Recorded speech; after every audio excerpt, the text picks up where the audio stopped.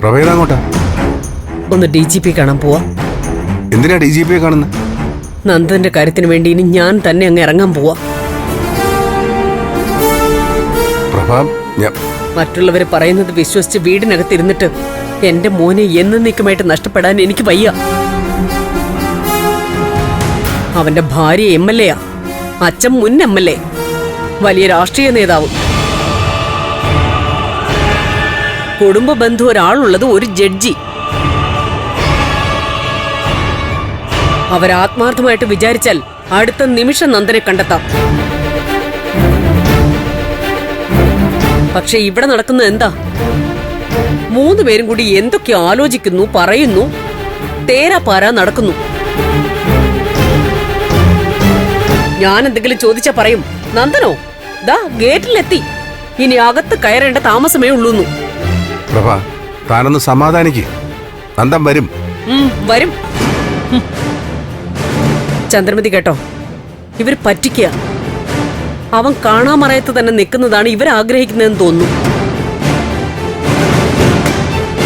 അല്ലെങ്കിൽ തന്നെ മധുരയിൽ ഒരാൾ അവനെ കണ്ടു എന്ന് പറഞ്ഞാൽ അന്വേഷിക്കാതിരിക്കൂ? മറ്റൊരച്ഛനായിരുന്നെങ്കിൽ അടുത്ത വണ്ടിക്ക് മധുരയ്ക്ക് പോയേനെ.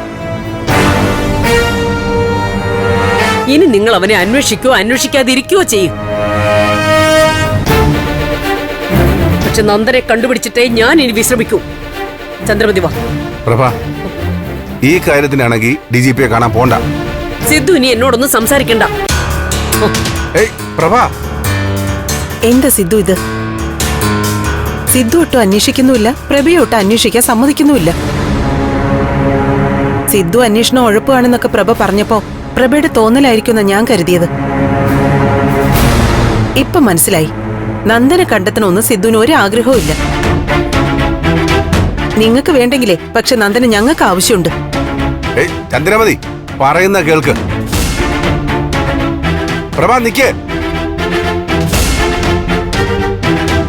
പ്രഭ, ഞാൻ പറയുന്ന ഒന്ന് കേൾക്ക്. ഇത്രയും നാൾ സിദ്ധു പറഞ്ഞത് കേട്ടിരുന്നതിന്റെ ഫലമാ ഞാനിപ്പോ അനുഭവിക്കുന്നത്. ഇനി എന്നെ മണ്ടിയാക്കണ്ട. സിദ്ധു, ഒരു കാര്യം തീർച്ചയാ, സിദ്ധു എന്തൊക്കെയോ ഒളിക്കുന്നുണ്ട്. ചന്ദ്രമതി, അവൻ എന്തോ സംഭവിച്ചു. എല്ലാവരും കൂടി എന്റെ അടുത്തുനിന്ന് മറയ്ക്കുക. ഇന്ന് എന്തായാലും DGPയെ കണ്ട് ഞാനൊരു തീരുമാനം ഉണ്ടാക്കും. പോയേ പറ്റുന്ന നിർബന്ധമാണെങ്കിൽ ഒരു 5 മിനിറ്റ് കൂടെ ക്ഷമിക്കും, എന്നിട്ട് പോവാ. എന്ത് രാഹുകാലം മുഹൂർത്തമൊക്കെ നോക്കിയിട്ട് ഇറങ്ങാനാണോ? 5 സെക്കൻഡ് പോലും ക്ഷമിക്കില്ല. മാറി സിദ്ധു അങ്ങോട്ട്.